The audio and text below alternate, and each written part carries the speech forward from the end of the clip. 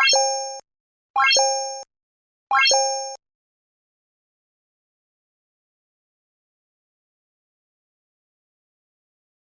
वालेकुम। पाकिस्तान में जन्मभूमि ग्रुप के तमाम दोस्तों को मेरा प्यार भरा सलाम। उम्मीद है आप खैर से होंगे। दोस्तों, ज़िंदगी में आप लोगों को मौत की तैयारी करनी चाहिए।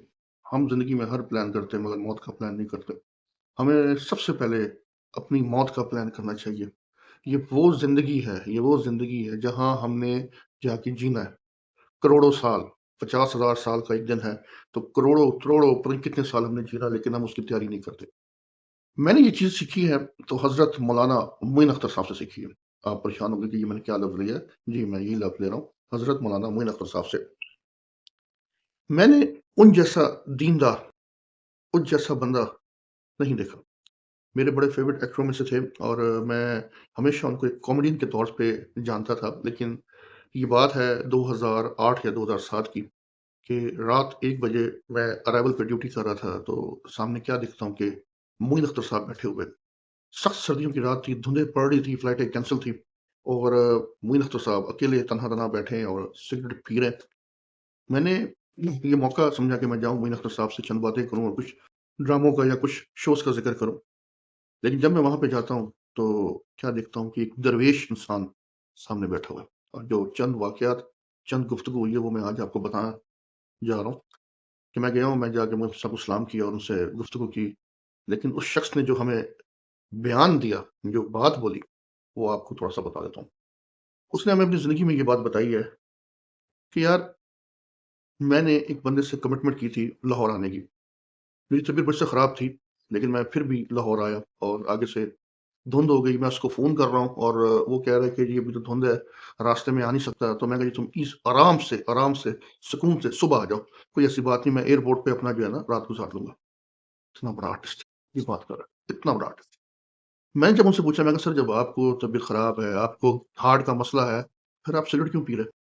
तो उनके अल्फ़ाज़ थे कि यार, ये मेरी जान नहीं लेगी, ये मेरी जान नहीं लेगी। जब मेरे खुदा ने मुझे मारना है ना, तो ये पीऊँ या ना पीऊँ, मैंने जान ही जाना है। उन्होंने मुझे चंद बातें बताई कि मैंने एक वसीयत की हुई है और वसीयत उनकी बड़ी ज़बरदस्त थी।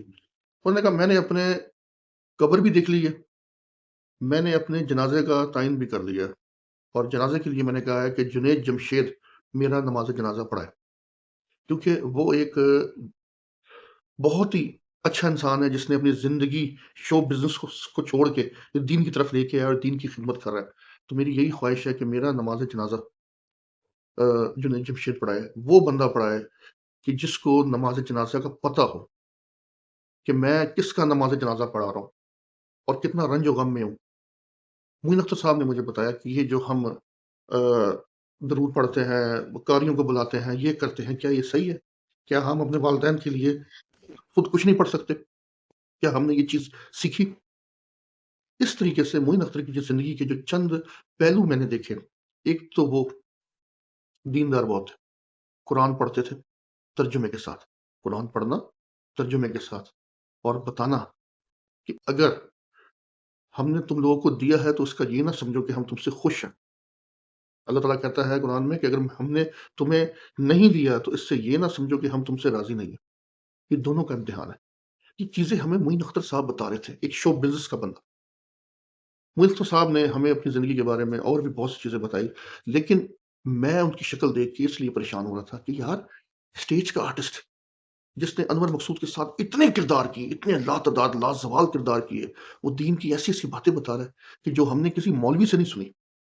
हमने जब भी सुना है कि ये कर लो, वो कर लो, फलाँ कर लो, ये सदका जारिया, ये है, वो है, फलाँ दरबार पे चले जाओ, ये चले जाओ। इतना ईमान मोइन अख्तर का, इतना पुख्ता ईमान उस बंदे का कि मैंने उस जैसा ईमान नहीं देखा, नहीं देखा। मैं उसको हमेशा मौलाना मोइन अख्तर कहता हूँ और ऐसा ही हुआ 2011 में जब फौत हुए तो उनका नमाज़ जनाज़ा जुनैद जमशेद ने पढ़ाया और बड़े लोग सिसकियाँ लेके रो रहे थे। उन्होंने प्लान कर लिया था, उन्होंने प्लान कर लिया था। उनकी ज़िंदगी कमिटमेंट के साथ थी। किसी के साथ वादा करते तो पूरा करते। किसी के साथ अगर उनकी कोई चीज़ थी, तो वो पहले अदा कर देते। लेन-देन के मामले में वो जो है बहुत स्ट्रिक्ट थे। उनका लेना-देना बहुत क्लियर था और वादा के वो बिल्कुल जो पाबंद थे। ये वो चीज़ें हैं इंसान की जो हमारी बेसिक्स है और हम झूठ हम लोग बोलते, वादा खिलाफ़ी हम लोग करते, लेन-देन के मामले में तो हमारा तो छोड़ ही दो। یہ وہ چیزیں ہیں جو معین اختر صاحب میں نے دیکھی، اور جاتے جاتے میں آپ کو معین اختر صاحب کے بارے میں ایک بات بتا دیتا ہوں کہ معین اختر صاحب کو دین کی بہت طلب تھی، بہت طلب تھی۔ وہ اپنی زندگی میں انہوں نے دین سیکھا اور عمل کیا۔ میں نے ان سے پوچھا کہ سر میں انشاءاللہ آپ سے دوبارہ ملنا چاہتا ہوں اور بہت کچھ سیکھنے کو مل رہا ہے۔ میں نے کہا جی میں نے مولانا معین اختر کو ملنا ہے جس نے مجھے دین کی سمجھ دی۔ اسی لیے تو کہتے ہیں اسلام میں داڑھی ہے پر داڑھی میں اسلام نہیں۔ تو میں امید کرتا ہوں کہ اللہ تعالیٰ معین اختر کے درجات بلند کرے، کروڑ کروڑ جنت نصیب عطا فرمائے۔ آپ کو بھی ولاگ بنانے کا مقصد یہ ہے کہ اتنا بڑا انسان دین کے بارے میں صرف یہ بتاتا ہے کہ وعدہ خلافی نہ کرو۔ یہ ہمارے حضور نبی کریم صلی اللہ علیہ وسلم کا شیوا نہیں ہے۔ انہوں نے ہمیشہ جس کے ساتھ وعدہ کیا، وعدہ کو پورا کیا۔ ہم بچپن میں سنتے آ رہے تھے کہ ایک شخص نے کہا کہ جی آپ ادھر رکے کہ جی میں آ رہا ہوں۔ آپ کتنی دیر تک وہاں کھڑے رہے، وہ شخص نہیں آیا۔ جب وہ شخص بعد میں گزرتا ہے تو حضور وہیں پہ کھڑے تھے، تو آپ نے کہا جی، اس نے کہا جی میں تو بھول گیا تھا۔